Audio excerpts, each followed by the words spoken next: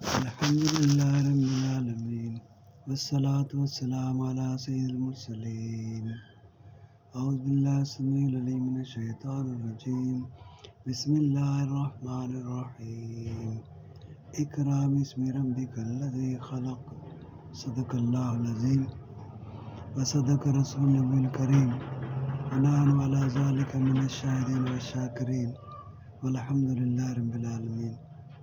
محترم سامعین و ناظرین، حجازی ویلفیئر آرگنائزیشن کے زیر اہتمام یہ پروگرام دعوت سنت رسول صلی اللہ علیہ وسلم ترتیب دیا گیا ہے۔ آج اس کی پہلی نشست ہے۔ اللہم اول خیر آخر خیر ظاہر خیر باطن خیر اللہم بیدک الخیر انک علی کل شیء قدیر۔ تلاوت کردہ آیت کریمہ میں اللہ جل شانہ نے فرمایا، جس کا مفہوم ہے، اے نبی جی پڑھیے، اقرا پڑھیے، بسم ربک الذی خلق، اپنے رب کے نام کے ساتھ پڑھیے۔ یعنی پہلے اللہ پاک نے پڑھنے کا حکم دیا اور ترغیب فرمائی آپ صلی اللہ علیہ وسلم کی ذات کی نسبت سے ہر امتی کو کہ جو بھی کام کرے، پڑھنے کا عمل جو بھی کرے یا کوئی بھی کام کرے اللہ کے نام کے ساتھ کرے۔ بسم اللہ توکلت علی اللہ لا حول ولا قوت الا باللہ، بسم اللہ ولا برکت اللہ۔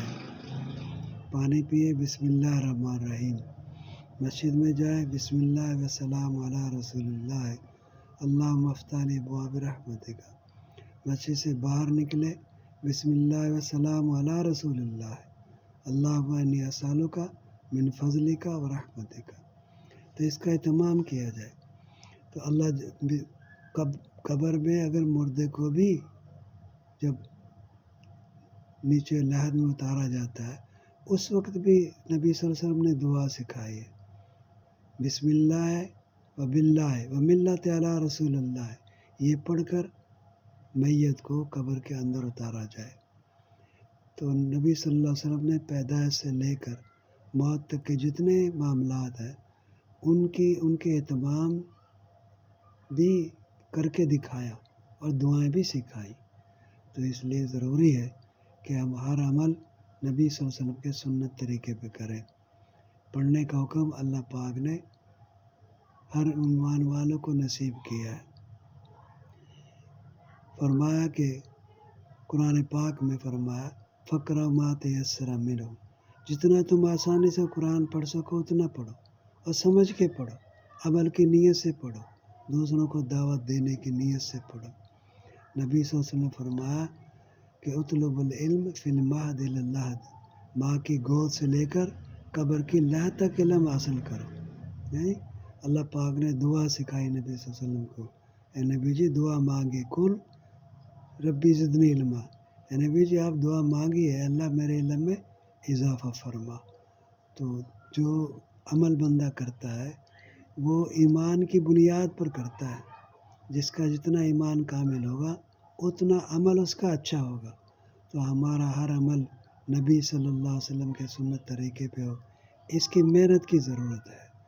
جو اس بات کی فکر کرے گا کہ میں نبی صلی اللہ علیہ وسلم کی اطاعت میں زندگی گزاروں گا، تو دنیا میں آدمی جو آیا ہے وہ اللہ کے حکم کو پورا کرنے، اللہ کے حکم کو نبی صلی اللہ علیہ وسلم کے طریقے میں پورا کرنے کی ذمہ داری کے لیے آیا ہے۔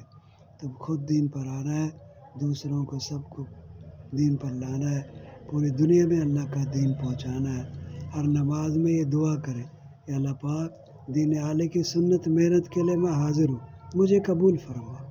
اس کا اہتمام کریں، ہر حال میں یہ سوچیں کہ یہ عمل جو ہے اس میں میرے پاک نبی کا طریقہ کیا ہے، اس کا اہتمام کریں گے انشاءاللہ میں بھی کروں گا، دوسروں کو بھی اس کی ترغیب دیں۔